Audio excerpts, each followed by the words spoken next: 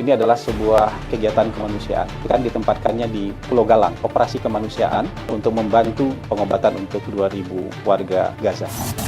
Pernahkah kamu merasa negeri ini suka banget jadi tuan rumah untuk masalah yang bahkan bukan masalahnya sendiri? Kita belum selesai membereskan utang, sengketa tanah, sampai kesehatan rakyat. Sudah siap-siap bangun rumah sakit untuk 2.000 korban perang di Gaza. Di atas kertas ini terlihat mulia, tapi di bawah tinta ada tanda tangan yang mungkin bukan hanya soal kemanusiaan, melainkan soal perjanjian, lobi, dan rencana besar yang baunya sudah tercium dari Washington sampai Tel Aviv.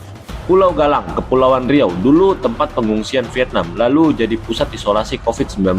Sekarang rencananya akan jadi rumah sakit raksasa untuk 2.000 warga Gaza yang terluka. Di podium ini terdengar seperti operasi kemanusiaan murni, tapi di meja diplomasi ada peta, ada catatan, dan ada jejak kaki yang menuju Washington. Kita akan bongkar lapisan narasi ini, dari yang terlihat mulia sampai mungkin terasa getir. Klik subscribe dulu dan bagikan video ini. Apakah ini murni aksi kemanusiaan atau bagian dari bab yang tidak pernah diumumkan?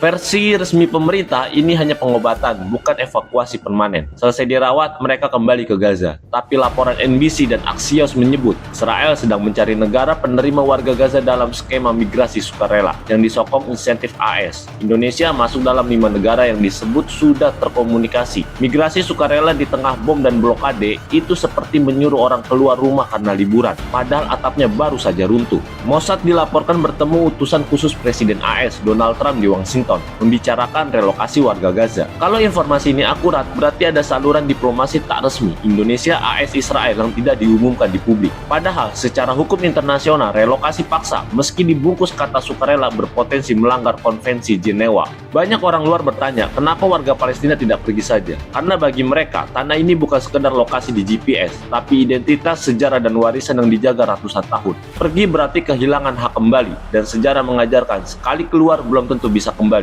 Survei Washington Post akhir 2023 bahkan menunjukkan 82% responden Palestina merasa identitas mereka justru makin kuat di tengah tekanan.